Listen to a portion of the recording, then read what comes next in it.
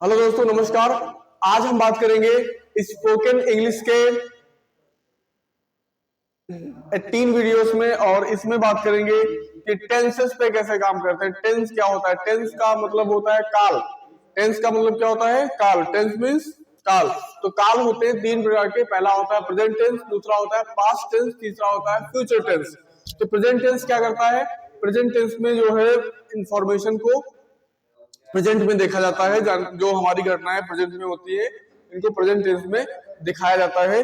Past tense क्या होता है? पास्ट टेंस में जो भी हम इंफॉर्मेशन भूतकाल में डालते हैं, जैसे कि हम बीत गया जो समय है उस पर बात करेंगे, वो पास्ट टेंस में आता है। तो आज हम आपको पढ़ के सुना रहे हैं ताकि आप इनको सुने और आपके माइंड में ये चीजें आती जाए। तो सबसे आज हम पढ़ने जा रहे हैं काल क्या होता है, एंड इस बुक के माध्यम से आपको हम पढ़ रहे हैं।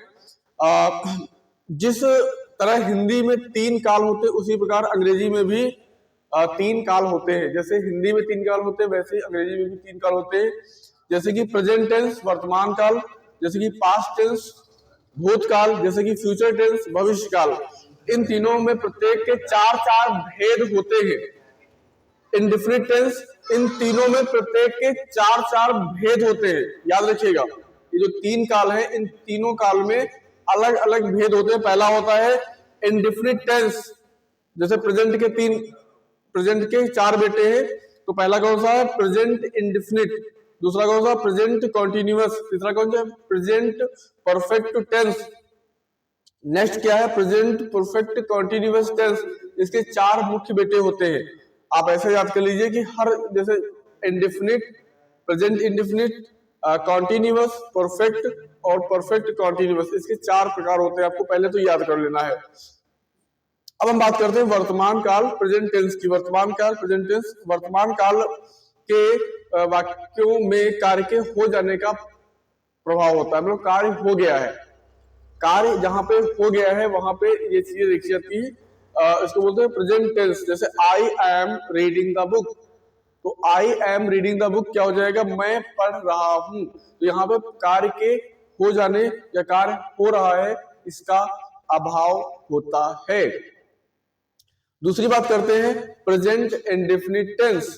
प्रेजेंट इंडेफिनिट टेंस क्या होता है? नियम क्या है इसका? इस काल में किसी कार्य का वर्तमान काल में होना किसी मनुष्य या व्यक्ति की आदत को प्रकट करता है। पहचान क्रिया के अंत में ता है, ती, ते, से प्रकट होते हैं। और इसको बनाते कैसे हैं? यदि कार्य करने वाला कर्ता एक वचन में है, यदि कार्य करने वाला कर्ता एक वचन में है, तो वाक्य में क्रिया पहली अवस्था first form of the verb में यस या ईएस का प्रयोग किया जाता है। इसमें यस या ईएस का प्रयोग हम करते हैं। आई के साथ में यस या ईएस नहीं लगाते हैं। उदाहरण, गीता गाती है, गीता गाती है, तो गीता सिंग्स। राधा स्कूल जाती है, राधा गोज टू स्कूल। मैं स्कूल जाता हूं, आई गो टू स्कूल। अगर कार्य करने वाला कर्ता बहुवचन में है, तो वाक्य में क्रिया पहली अवस्था में यस तथा ईएस का प्रयोग नहीं किया जाता है। उदाहरण, वह घर जाते हैं, दे गो टू होम। हम उसे प्यार करते हैं, वी लव हिम। यदि आपको इसमें क्या रखना है? ईएस का उपयोग कहां पे करते हैं? एक वचन और बहुवचन में कहां पे किसका उपयोग करते हैं, ये आपको ध्यान रखना है। तो याद कर लीजिए, अगर एक वचन है, मतलब अगर कोई व्यक्ति, एक व्यक्ति की बात होती है, एक वचन की बात होती है, तो वहां पे हम क्या करते हैं?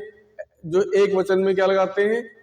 यदि देखिए बता रहा है ईएस का प्रयोग किया जाता है first form of the verb के साथ में, ठीक है। तो यहाँ पे एक वचन है, यदि कार्य करने वाला कर्ता एक वचन में है, तो वाक्य में पहली अवस्था में यस या ईएस लगाते हैं। अगर कोई एक वचन में आएगा तो यस या ईएस लगाएंगे। जैसे गीता गाती है, तो गीता सिंग्स, तो गीता सिंग्स में क्या हुआ? एस लग गया, तो गीता एक है तो वहां पे एस लगा देंगे। अगर कोई बहुवचन की बात हो, जैसे वह जाते, तो वहां पे यस या ईएस नहीं लगाते हैं। तो जैसे दे गो, वह घर जाते हैं, तो दे गो टू होम, तो वहां पे यस या ईएस नहीं लगाते हैं।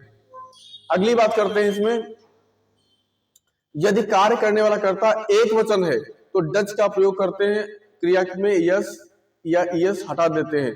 जैसे क्या नीलू गाती है, तो डस नीलू सिंग्स। तो यहाँ पे यदि कार्य करने वाला कर्ता एक वचन है तो डस का प्रयोग करते हैं, अगर एक वचन में कर्ता आ रहा है तो वहां पे डस लगाते हैं। अगली बात करते हैं, जैसे कि यदि कार्य करने वाला कर्ता बहुवचन है तो प्रश्नवाचक में डू का प्रयोग करते हैं, क्रिया से यस या ईएस हटा देते हैं। क्या वह घर जाते हैं, डू दे गो होम। क्या हम उसे प्यार करते हैं, डू वी लव हिम। मैं पत्र लिखता हूं, आई राइट अ लेटर। तो इस तरीके से देखिए यहाँ पे कई सारे सेंटेंसेस हैं। तुम पत्र लिखते हो, यू राइट अ लेटर। हम पत्र लिखते हैं, वी राइट अ लेटर। वह पत्र लिखते हैं, दे राइट अ लेटर। मिनी पत्र लिखता है, मिनी राइट्स अ लेटर। तो यहाँ पे अलग अलग टेंसेस के बारे में बताया जा रहा है, जो कि आपको याद कर लेना है कि कहाँ पे कौन सा इंडिफिनिट में क्या लगेगा। तो ये हो गया प्रेजेंट इंडिफिनिट। डू का प्रयोग कहाँ पे करते हैं, इसको समझते हैं। यदि कार्य करने वाला कर्ता बहुवचन है और वाक्य प्रश्नवाचक है तो डू का प्रयोग करते हैं। इस क्रिया में यस या ईएस हट जाते हैं। क्या वह घर जाते हैं, तो डू दे गो होम। तो क्या वह घर जाते हैं, डू दे गो होम। क्या हम उसे प्यार करते हैं, डू वी लव हिम। मैं पत्र लिखता हूं, आई राइट अ लेटर। मैं पत्र लिखता हूं, आई राइट अ लेटर। अगली बात करते हैं यहाँ पे प्रेजेंट कॉन्टिन्यूअस टेंस की। बहुत इंपॉर्टेंट टेंस है और इस पे हम आपको बता रहे हैं प्रेजेंट कॉन्टिन्यूअस टेंस क्या होता है। परिभाषा, इस टेंस में कार्य के अपूर्ण होना पाया जाता है। इसमें क्या होता है, कार्य अपूर्ण होगा, कार्य हो रहा होगा। अपूर्ण मतलब कार्य हो रहा है। पहचान क्या रही है, रहे हैं, रहा हूं आदि। बनाने के नियम क्या, इज एम आर के बाद क्रिया की पहली अवस्था first form of the verb में आईएनजी लगा देते हैं। क्रिया की पहली अवस्था में अगर कार्य करने वाला एक वचन या व्यक्ति है तो इज का प्रयोग करते हैं। अगर कार्य करने वाला एक से अधिक है तो आर का प्रयोग करते हैं। आई के साथ में एम का प्रयोग करते हैं। मैं किताब पढ़ रहा हूं, I am reading a book. तुम बुक पढ़ रहे हो, you are reading a book. हम किताब पढ़ रहे हैं, we are reading a book. I verb के साथ में आईएनजी फॉर्म लगाया जाता है। वर्ब के साथ में आईएनजी फॉर्म लगाते हैं। ठीक है, इसी तरीके से जैसे मैं किताब नहीं पढ़ रहा तो I am not reading a book. तुम किताब नहीं पढ़ रहे हो, you are not reading a book.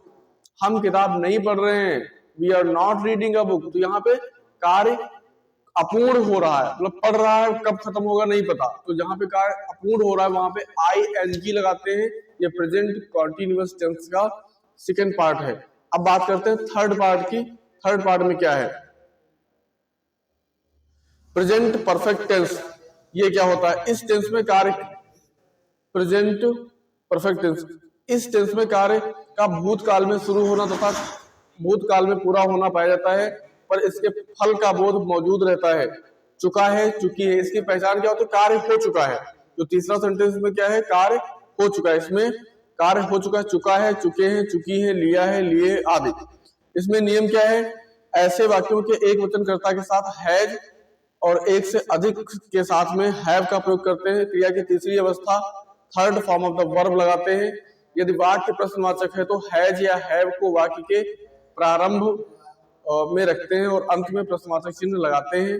यदि वाक्य नेगेटिव है तो नॉट को हैज या हैव के साथ में लगाते हैं। दोस्तों कैसा लगा आपको ये थर्ड पॉइंट, इसमें समझते हैं कि इस पे कैसे कार्य करेंगे। मैंने अपना पाठ याद कर लिया है, I have learn my lesson.